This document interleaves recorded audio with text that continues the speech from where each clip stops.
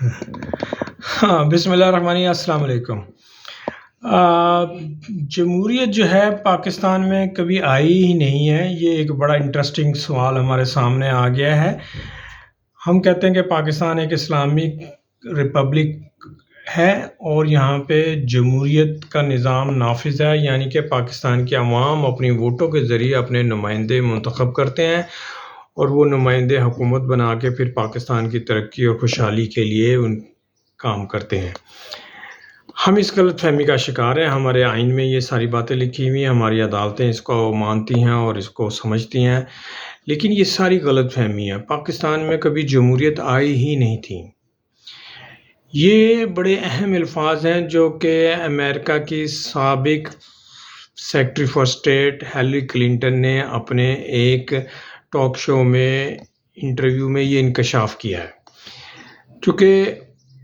Hillary Clinton وہ personality ہیں جو بل کلنٹن کی وائف ہیں، جو کہ بل کلنٹن نے 8 سال امریکہ پہ رول کیا ہے۔ اس کے بعد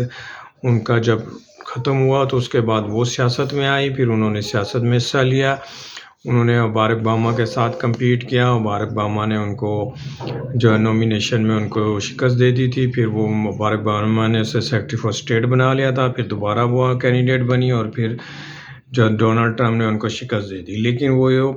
بین الاقوامی سیاست میں ان کا بڑا اہم کردار تھا، انہوں نے بڑا رول پلے کیا۔ پاکستان کئی دفعہ وہ پاکستان وزٹ کیا، دوروں پہ آئی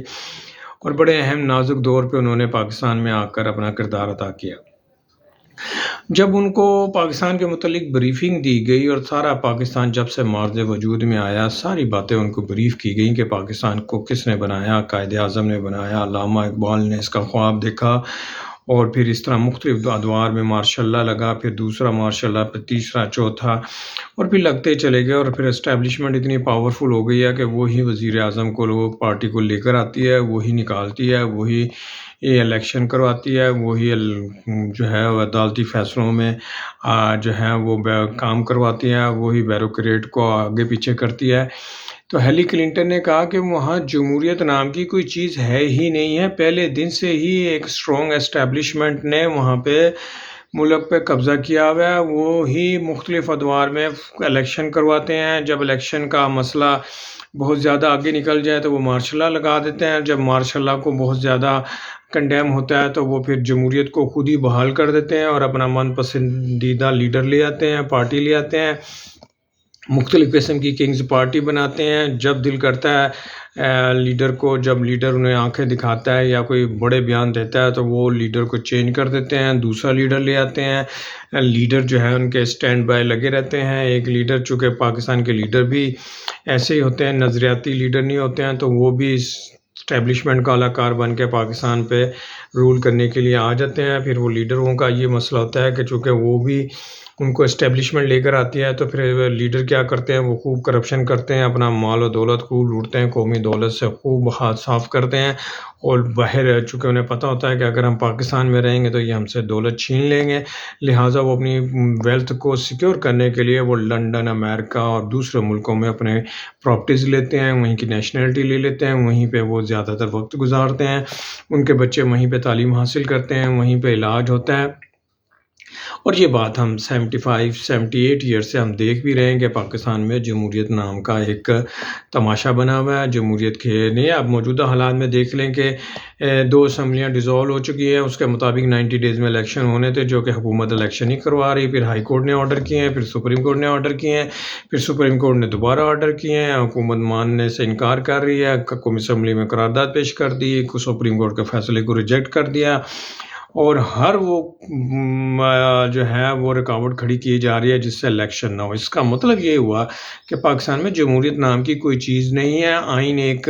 ڈیکوریشن پیس ہے، آئین میں لکھا ہوا ہے 90 ڈیز ہے، سپریم کورٹ ایک اتھارٹی ہے، نہ سپریم کورٹ کو مانتے ہیں نہ ہائی کورٹ کو مانتے ہیں۔ اس کی یہ سارا کام جو ہے وہ پاکستان کی ہماری جو اسٹیبلشمنٹ ہے اور وہ سیاستدانوں کے ساتھ مل کے پاکستان کے اندر جمہوریت کا مذاق اڑا رہے ہیں، تماشا بنا رہے ہیں۔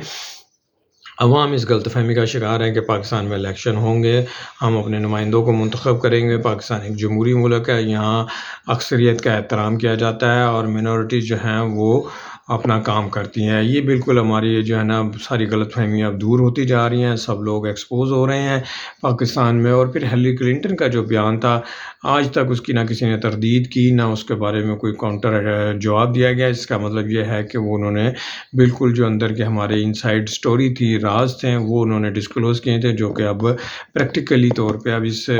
اس دور نے ثابت کر دیا ہے کہ یہ بات درست ہے کہ پاکستان میں جمہوریت نام کی کوئی چیز نہیں ہے۔ یہ صرف ایک تماشا ہے، ڈیکوریشن ہے،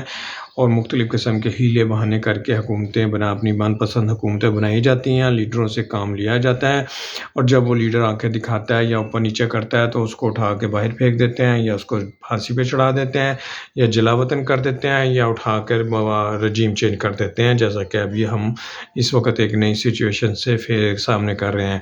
تو دیکھا جائے تو یہ ایک عجیب و غریب صورتحال ہے۔ پاکستان کے عوام کو اپنی جنگ لڑنی ہے، اور یہ بات فیصلہ کرنا ہے کہ آیا وہ جمہوریت چاہتے ہیں تو پاکستان میں حقیقی جمہوریت چاہیے، اگر ہم آزاد ہیں تو ہمیں حقیقی آزادی ملنی چاہیے۔ پاکستانی عوام کو ووٹوں کے ذریعے، اپنی رائے کے ذریعے، اپنی سوچ کے ذریعے اپنے لیڈر، اپنے ملک کی ترقی کے راستے خود منتخب کرنے ہیں، تبھی پاکستان ایک حقیقی ملک، آزاد اور ڈیموکریٹک کنٹری بن سکتا ہے۔ ادروائز تو یہ سارا ایک آرٹیفیشل کام ہے جس کا کوئی فائدہ نہیں ہے۔ چند خاندان اور چند اسٹیبلشمنٹ کے افسران ہیں، وہ مال و دولت، قومی دولت پہ قبضہ کر لیتے ہیں، لوٹتے ہیں، اپنے بچوں کو باہر بھیجتے ہیں،